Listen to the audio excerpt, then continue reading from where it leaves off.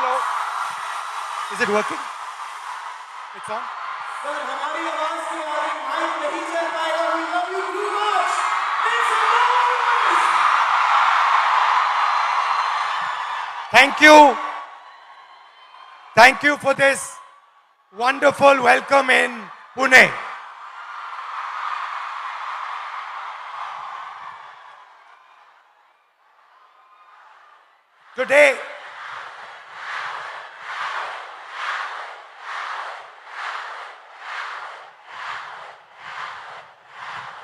Today, I came to Pune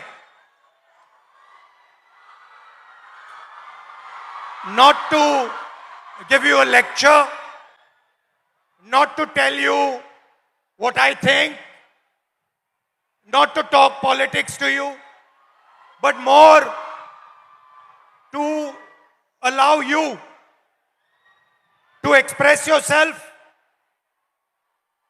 to say what you feel, to say what you think. And what I have done is I have put a little framework, some ideas to allow you to think, express yourself. And we'll discuss some of these ideas with young ladies from the crowd this evening.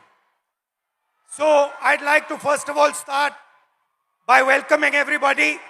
सबका मैं यहाँ स्वागत करता हूँ और पहली बार शायद मुझे बॉयज कम दिख रहे हैं या दिख ही नहीं रहे हैं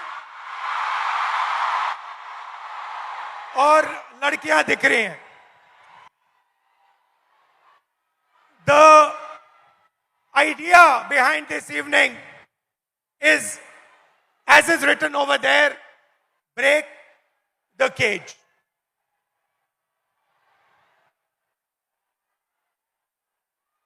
I'd first like to remind you of one thing. Can I do that? Now, all of you in your lives must have been told many things, nice things, bad things. Many of you must have felt scared. You feel scared sometimes on the street? You do? But I want you to remember one thing. If there's one thing that you remember from this evening, it is this: that every single one of you is unique in this universe. If I was to look for any one of you, I will not be able to find a replica of that person. You are unique, you are special, you are individual, and you have your own dream, your own vision for your life. Am I right or am I wrong? I'm right. Many times people ask me, what is India's biggest strength?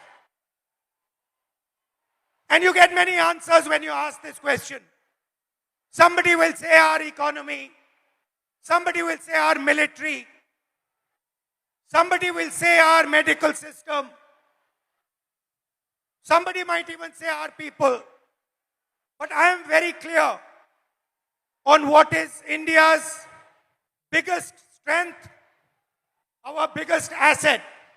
And that strength is 70 crore unique journeys, unique imaginations, unique dreams that the women of India are living. Somebody might say to me, well, there are 70 crore men. How do you say that 70 crore women are more important? What is your logic? My logic is the following. Women are by nature more sensitive, more gentle, more compassionate, and more forward-looking than men. And that is why I believe fundamentally that India's women, young, old, are India's biggest asset. Now, एक problem है. बहुत बड़ी problem है. Problem क्या है? Problem है कि whenever I speak to a man, women are put in 3 boxes. You are either seen as a daughter, as a wife, or as a mother. Now, there is nothing wrong with being seen as a wife, daughter, or mother. Nothing wrong with it. But this cannot be your only identity. It cannot be that we have brilliant women who are doing completely fascinating and different things, who are professionals, who are sportswomen, who do multiple different things, and then the only identity that they are given by our men is these 3. And notice that every single one of those identities has a relationship with a man. So you are either a mother or a wife or a daughter. And I'd like to quote over here the Manusmriti, which says clearly, in childhood, a female must be subject to her father. Meaning, the Manusmriti says, in childhood, a female belongs to her father. In youth, she belongs to her husband. When her lord is dead, she belongs to her sons. A woman must never be independent. This is a direct quote from the Manusmriti. And these words are a shame, because these words should never ever have been spoken. The most... Hello, how are you? Hello.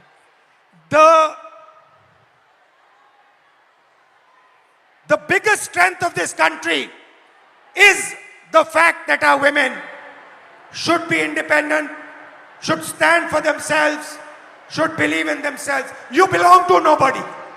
You do not belong to anybody except yourself. You have a relationship with your father. You have a relationship with your brother. You have a relationship with your husband. You have a relationship with your son. But you do not belong to them. You belong to yourself. And I'd like to listen to you. Hello, थोड़ा sir. आपका opinion सुनना है. थोड़ा परिचय कीजिए अपना. Yes. Hello, I am Advocate Rama Prasad Zavre. I have recently graduated. I am a lawyer and I will be pursuing masters after this.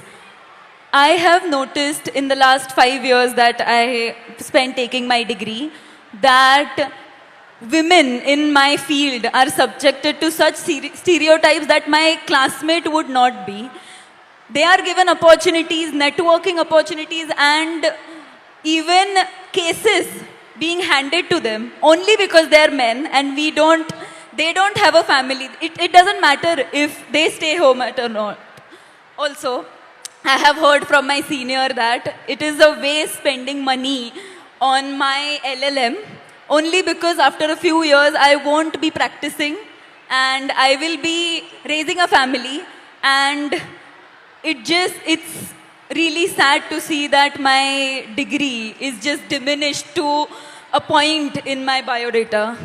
So how, when this happens, when you're in an exam at work and you're being told that you're a second-class citizen, that your degree does not matter, a man's degree matters, your degree does not matter, how does it make you feel inside? What do you want to say to India, to your friends here, about how you feel? Because I'm sure a lot of them also feel the same way. Definitely. I want my colleagues, my teachers, my friends to have confidence in me that I won't need to prove that I have received, I have that degree. I studied for it, I put my energy, efforts into it, and I will be successful. I don't think I need to prove it to a man. Because Now, this is, I like this. She's saying that why do I need to prove it to a man? Why does a woman 24/7 have to prove to a man that she is good enough? Fundamental question. Would you like to say something about that? Hello, my name is Jnaneshwari. I'm from Pune, Maharashtra itself. I completed my master's in culture, media and governance from Jamia University, Delhi. And I lost my father before 3 years. And after that, he got a cancer. After that, there was so much family pressure, society pressure, community pressure. My dad was a sanitary worker. And I had a huge pressure. You have to do the relinquishment certificate. You have to submit the certificate. You will not. If I'm asking anything in a property or in anything, it's like I'm asking for. I'm asking for like. It's not my right. It's I'm asking for the. घर में जो भी सारी चीज़ें हैं उसमें मैं हिस्से मांग रही हूँ, हिस्सेदारी मैं कर रही हूँ. As a woman I am asking for a हिस्सा. हाँ, और as a like if is any other man, if my I have my brother and it's his right, but if I am asking it's मैं हिस्सा मांग रही हूँ. If your brother is asking, Yes. it's his right. Yeah. And if you are asking, मैं हिस्सेदारी कर रही हूँ घर Your- में. मैं हिस्सेदारी कर रही हूँ. हिस्सेदारी. Okay. Again, now I'm come back from Delhi and like there is a huge pressure for marriage, and guy want a girl who is look fair, educated, healthy, but he doesn't want the girl like me who wants to pursue his But her career. you're a very beautiful girl. What do you mean he doesn't? Thank you. What second method of control? Disrespect. Time is used against you, and in every single sphere of life, in some way or the other, men and the system is trying to control you, make sure that you do exactly what it wants. Agreed? And very interestingly, this oppression is disguised as concern. Ki we are very concerned about you. That is why we need to control you. Yes? Okay. So, let's discuss a little bit about violence. Let's discuss a little bit about violence.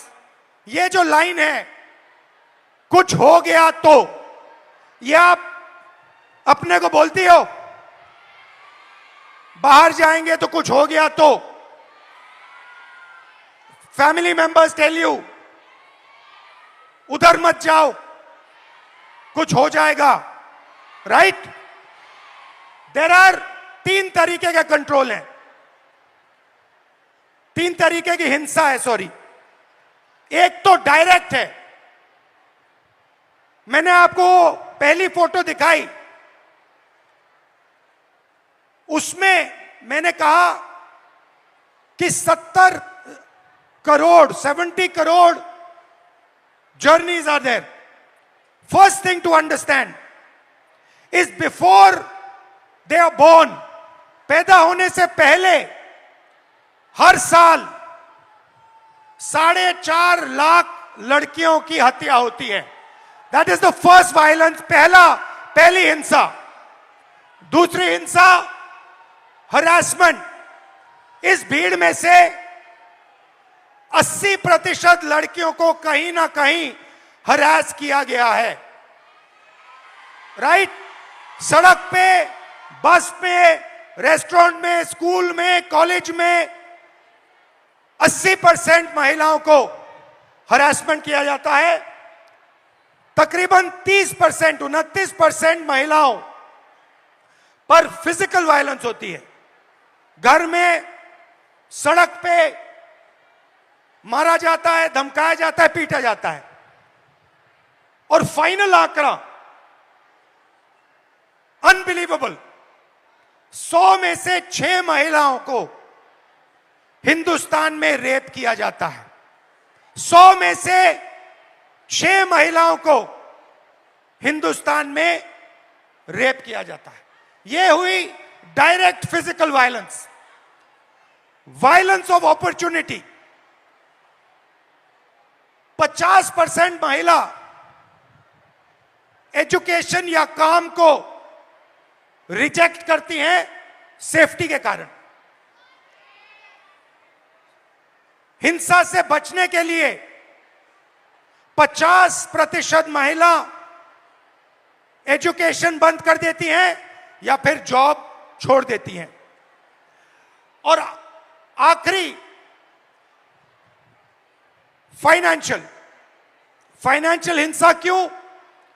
क्योंकि अगर आप एक महिला हो, average Hindustan की महिला को हर साल सेफ्टी पे 17,500 रुपए एक्स्ट्रा खर्च करने पड़ते हैं। ज्यादा कितना ज्यादा? इसका डबल। तो 3 तरीके की हिंसा है, एक तो डायरेक्ट हिंसा, एक फाइनेंशियल हिंसा और एक अपॉर्चुनिटी के कारण। तो पहला इंट्रैपमेंट है हिंसा। अब आपकी सुनेंगे। Welcome. What's your name? Tejaswini. नमस्कार, कैसे नाम? सुचित्रा। मैत्री। हाँ? मैत्री। बताओ, who would like to start? आप शुरू करेंगी? बोलिए, बीच में आइए। Hello everyone. Hello sir. Hello. मेरा नाम सुचित्रा पागी है। मैं पालघर वसई से बिलोंग करती हूँ और अभी मैं इकोनॉमिक्स में मास्टर्स कर रही हूँ हड़पसर में SM जोशी कॉलेज में। जब हम सिक्योरिटी की बात करते तो मैं गर्ल्स से भी और बॉयज से भी कहना चाहूंगी कि अगर आपकी वजह से लड़कियां अनसेफ फील कर रही है तो आप ही का काम है कि उनको सेफ भी फील कराए। अगर किसी के साथ ये होता हुआ देखे तो प्लीज उसके अगेंस्ट में आवाज उठाए, एक दूसरे को सपोर्ट करें। बिकॉज हम ये नहीं चाहते कि हमें बहुत ज्यादा अपॉर्चुनिटी चाहिए, बट जितना हमारा राइट है इक्वल अपॉर्चुनिटी हम भी डिजर्व करते हैं। हेलो राहुल जी, मैं आपको सबसे पहले बताना चाहूँगी कि मैं सुबह से मुझे बहुत बुखार है, लेकिन उसके आगे की बात ये है कि मैं जो मांजरे में पिछले 10 दिनों से भूख हड़ताल चल रहा है, जो मेरे भाई बहन जो अनशन पर बैठे हैं, वहाँ से मैं आई हूँ। तो मुझे कहाँ बैठे हैं? मांजरे में, पुणे में ही। अच्छा। हाँ। और क्या कारण क्या है? जो हमारी मांगे हैं वो इसमें लाई है। मैं आपको आगे बोलो। तो हमारी मांगे है कि हमें शिक्षा चाहिए और मैं आपको मराठी में समझाऊंगी ताकि ताकि मेरी बात है वो अकेली निशा की नहीं है, वो सब ट्राइबल स्टूडेंट की है, पूरे देश की है, पूरे महाराष्ट्र की है। इसलिए मैं आपको मराठी में बात करके बताऊंगी। जो आम्ही जे उपोषणासाठी बसलेलो आहोत, आमचे भाऊ आणि त्याच्यामध्ये आमच्या 2 बहिणी देखील बसलेल्या आहेत आणि त्यातलीच एका बहिणीची तब्येत खूप नाजूक झाली, तिला आज हॉस्पिटलमध्ये नेलंय। आणि हे सगळं असताना देखील जेव्हा आमचे प्रतिनिधी मंत्रालयामध्ये गेले तर तेव्हा आमचे जे आदिवासी विकास विभागाचे मंत्री आहेत ते काय बोलले असतील तुम्हाला सांगितलं तर तुमच्या अंगावर काटा येईल। ते म्हणतात सॉरी, मी याच्यावर काही करू शकत नाही, हे सीएमच्या हातात आहे। मग तुम्ही जर आदिवासी विद्यार्थ्यांच्या विकासासाठी तिथं बसलेत तर तुम्ही जर तिथं आमच्या विकासासाठी बसल्यात आणि तुम्ही जर आमचा विकास साधू शकत नाही तर तुमचा तिथं बसण्याचा अधिकार नाही, हे मी आज ठणकावून सांगते। आणि दुसरी गोष्ट म्हणजे मी अजून एक सांगेल की ज्या आमच्या भागामध्ये ज्या आश्रमशाळा असतात तिथं जे सेंट्रल किचन पद्धत लागू केली, जसं की एका ठिकाणी जेवण बनणार आणि ते 70-80 किलोमीटर लांब घेऊन जाणार आणि त्यामुळे ते जेवण खराब होतं, त्यामुळे विषबाधा होते आणि विद्यार्थी आत्ताच एक गोष्ट झाली गडचिरोलीमध्ये कारण आदिवासी ज्या आश्रमशाळा आहेत त्याच्यामध्ये बेडची सुविधा नाही आहे, पिण्याचं पाणी देखील नाही आहे. त्याच कारणामुळे गडचिरोलीमध्ये विद्यार्थ्यांनी झोपेत असताना त्यांना मण्यार सापाने दंश करून 3 विद्यार्थी मेले आणि 3 विद्यार्थी अजूनही हॉस्पिटलमध्ये आहेत. तर आमची मागणी अशी आहे की त्या विद्यार्थ्यांच्या पालकांना ॲटलिस्ट 1 कोटीची तरी मदत करा आणि ह्या सरकारने त्यांची मदत 4 लाखांवर मोजलेली आहे. तसंच आमचं त्यांना एक म्हणजे मागणं आहे की ज्या आमच्या आदिवासी विद्यार्थिनी असतात, तुम्ही जर पाहिलं ते जे आदिवासी हॉस्टेल आहेत ते जे शहरं आहेत जसं की पुणे मुंबई, तर जे पुण्याचा जो सेंट्रल भाग आहे तिथं नाही आहेत मांजरी कोंढवा. और इस वजह से जो हमारा शिक्षण है, हम जो पढ़ते हैं वो पढ़ाने के लिए टाइम ही नहीं रहता क्योंकि 4-4 घंटे हमें वहाँ जाने आने में ही लगते हैं. तर ह्या सगळ्या मागण्या घेऊन आम्ही मागच्या 10 दिवसापासून उपोषणासाठी बसलोय. तर माझी तुम्हाला विनंती आहे की मी तुम्हाला जे आता निवेदन दिलं आहे त्याचा विचार करून तुम्ही आमच्या आदिवासी विद्यार्थ्यांसाठी काहीतरी करून आमच्या मागण्या सोडवण्याचा प्रयत्न कराल. थँक्यू. तो बताओ ओके इन्होंने अपने कुछ मुद्दे आपको लिए लाए हैं. तो पहला पॉइंट ये है कि आदिवासी कम्युनिटी से वो बिलोंग करती है और आदिवासी डिमांड्स के लिए आ जाओ इनके काफ़ी भाई बहन सारे उपोषण पे पिछले 10 दिनों से पुणे में ही बैठे हैं. क्या मेन डिमांड क्या है? इनका डिमांड एक बार प्लीज़ आप फिर से क्योंकि मेन डिमांड क्या है? मेन क्या डिमांड जो ट्राइबल जो डिपार्टमेंट है उसने जो GR लागू किया है, जैसे कि जो हॉस्टल में नियमावली होगी वो उसमें लिखा है कि हम म्हणजे 13 साल तक ही पढ़ सकते हैं कि 13 साल तक ही हम हॉस्टल में रह सकते हैं. और फर्स्ट डिमांड ये है उनकी कि ये जिस ट्राइबल हॉस्टल्स में ये रह रही है वहाँ पे ऐसा रूल है कि वो सिर्फ 30 ईयर्स तक ही वहाँ पे रह सकती है. आफ्टर दैट ये सरकारी हॉस्टल है? हाँ, ट्राइबल कम्युनिटी का जो हॉस्टल होता है वो सभी सरकारी होता है. और ये सारी डिमांड्स ये लोग सीएम के पास लेके गए और वहाँ से उन्हें बताया गया कि सॉरी हम कुछ नहीं कर सकते हैं. अच्छा. हाँ, तो उनका कहना है कि फिर अगर आप कुछ नहीं कर सकते हो तो आप बैठे क्यों हो कुर्सी पर. और आप क्या चाहती हो, किस एज तक उसको करा जाए? ज़्यादातर 35 एज तक भी हम म्हणजे आम्ही जरी आम्हाला 35 वर्षासाठी पण 35 वर्षापर्यंत जरी दिलं तरी ठीक उनको आहे. 35 ईयर्स तक हॉस्टल मिलना चाहिए. 35 इयर्स हो जाएगा तो खुश हो जाओगी? वैसे तो हमें ये एज की लिमिट है वो ही नहीं चाहिए, लेकिन ये सरकार है वो तो आपको भी पता है.